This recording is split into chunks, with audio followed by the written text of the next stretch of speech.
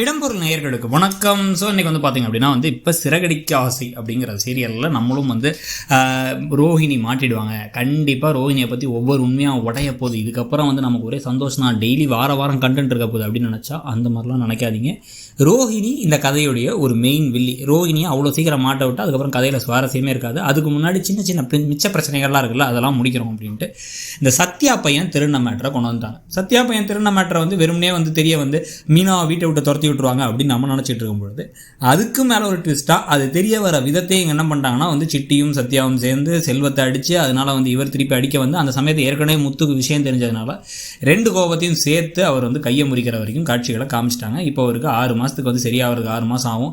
2 வாரம் கழிச்சு தான் காலேஜ் போக முடியும்னு ஏகப்பட்ட பிரச்சனை ஆகிடுச்சு. ஆனால் அவர் ரவுடித்தனமாக ஏய் மாமான்னு கூட பார்க்க மாட்டேன், என் ஃப்ரெண்டு மேலே கை வச்சேனான்னு சொல்லிட்டு சீன் போட்டதுக்கு அந்த அடி தேவையான ஒன்று தான் நமக்கு தோணுது. ஆனால் என்ன பிரச்சனை ஆகிடுது அப்படின்னா இப்போ இந்த ஒரு நல்ல கப்பலுக்குள்ளார ஒரு பிரச்சனை வரதுக்கு வாய்ப்பு இருக்குது அப்படின்னா அதோட மேஜர் விஷயம் வெளியே இருக்கிற எக்ஸ்டர்னலானது அப்பா சொன்னாங்க அம்மா சொன்னாங்க ஆட்டுக்குட்டி சொன்னாங்கிறதெல்லாம் தாண்டி பிரச்சனையாக வரதுக்கு ஒரு பெரிய விஷயமா இருக்கிறது இந்த அகம் ஈகோ அப்படிங்கிறது தான். இப்போ ஒரு கட்டத்துக்கு மேலே என்ன நீ என்ன புரிஞ்சிக்கல விட நான் ஏன் உன்ட்ட இறங்கி வரணும் அப்படின்னு தோணிடும்ல, அந்த மாதிரி ஒரு இடத்துக்கு இப்போ முத்து போயிட்டாரோ அப்படின்னு சொல்லி தோணுது. ஏன்னா முத்து குடிச்சிட்டு இப்போ சோகத்தில் வருத்தத்தில் இருக்காரு.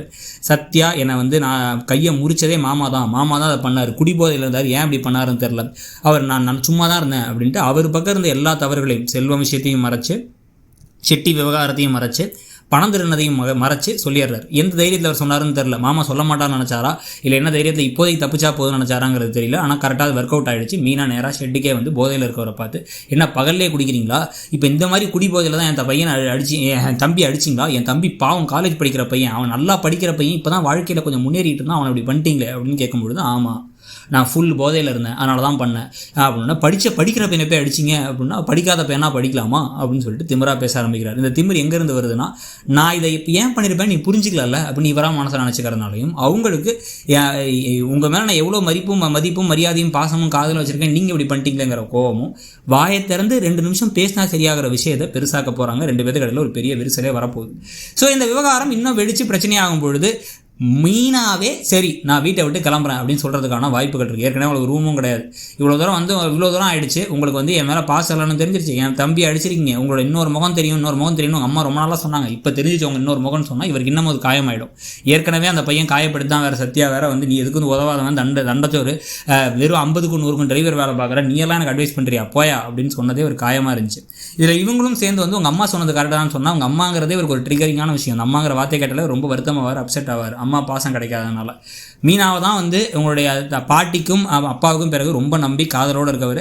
அவங்களே உங்கள் அம்மா சொன்ன மாதிரி தான் நீங்கள் இருக்கீங்க, உங்களை போய் நம்பினம் பாருங்க அப்படின்னு சொன்னால் கண்டிப்பாக பெரிய வழியாகிடும். என்னை நீ நம்ப வேணாம், நம்பி கிழிக்க வேணாம், வெளில போங்கிற மாதிரி அவரும் சொல்ல, நானும் உங்க கூட வாழ விரும்பல அப்படின்னு இவங்களும் கிளம்ப. இதை பார்த்து சந்தோஷப்படுறது யார் அப்படின்னா நம்ம 3 நாளாக சொல்லிட்டு இருக்கோம்ல, ஊர் 2 பட்டா கூத்தாடிக்கு தான் கொண்டாட்டம் அப்படின்ட்டு. ஸோ விஜயா அதுக்காக ரொம்ப மகிழ்ச்சியாக இருக்க. அதோட அந்த ஒரு இதே இப்போ ஒரு பிரச்சனையே வரப்போகுது. இவங்க வீட்டை விட்டு வெளியே போய் அவன் தம்பியை பார்த்துக்கிறேன் நான் கிளம்பி போக இந்த சமயத்தில் இவர் வருத்தப்பட்டு குடிச்சிட்டே இருக்க. உண்மையை யார் சொல்ல போகிறா? செல்வம் உண்மையை சொல்கிற வரைக்கும் பல திருப்பங்கள் நடக்க, அப்புறம் உண்மையை செல்வம் சொன்னதுக்கு பிறகு அந்த விஷயம் வீட்டுக்கு தெரிஞ்சு இன்னும் பிரச்சனையாக சத்யா தான் பணத்தை திருநாருங்கிறது பிரச்சனையாகன்னு பல டெஸ்ட்டுகள் காத்திருக்கு. ஸோ ஆனால் அந்த டெஸ்ட்டுகளில் இருக்க வருத்தமான விஷயம் என்னன்னா இது தேவையில்லாமல் முத்துவையும் மீனாவையும் சோகமாக இருக்க மாதிரி காமிக்கும். நம்ம ஆட்களுக்கு அது ரொம்ப வருத்தமாகவும் இருக்கும், காயமாகவும் இருக்கும். ஏன்னா முத்துவையும் மீனாவும் இப்போ தான் பல பிரச்சனைக்கு பிறகு ஒன்று சேர்ந்தாங்க. அவங்களுக்கு வாழ்க்கையில் திருப்பி ஒரு பிரச்சனையை கொடுத்து அவங்கள பிரித்து விட்டீங்களே. ஒரு கப்பல் ஒரு நல்ல பாசமாக இருக்கவே விடுறதில்ல, கட்டாயப்படுத்தி ஒரு கல்யாணம், அதுக்கு பிறகு அவங்க கொஞ்சம் கொஞ்சமாக பாசமாக இருக்க ஆரம்பித்தா அதில் ஒரு பிரச்சனை அப்படின்னு கதை போகுது அப்படின்னா இப்படி தான் மெகா சீரியலை கொண்டு போக முடியும் அப்படின்னு கொண்டு போக போகிறாங்க. ஸோ இந்த சண்டை நடக்கிறத பற்றியும் நடக்கிற சம்பவங்களையும் பற்றி உங்கள் கருத்து என்ன? இந்த விஷயத்தை சீக்கிரமாக முடிச்சுட்டு இந்த திருப்பி அந்த ரோஹிணி மனோஜன் அவங்களே பிடிச்சி வைக்கிற மாதிரி ஏதாச்சும் விஷயங்களோ இல்லை புதுசாக வேறு ஏதாவது கொண்டு தான் நல்லாயிருக்கும்னு நினைக்கிறீங்களா, இல்லை இதுவும் எப்படி போகுதுன்னு பார்ப்போம் எமோஷனலாக அப்படின்னு நினைக்கிறீங்களாங்கிறத சொல்லுங்கள். தேங்க்யூ. இடம்பொருள் நேயர்களுக்கு வணக்கம். ஸோ இன்றைக்கி பார்த்தீங்க அப்படின்னா இப்போ சிறகடிக்க ஆசை அப்படிங்கிற சீரியலில் நம்மளும்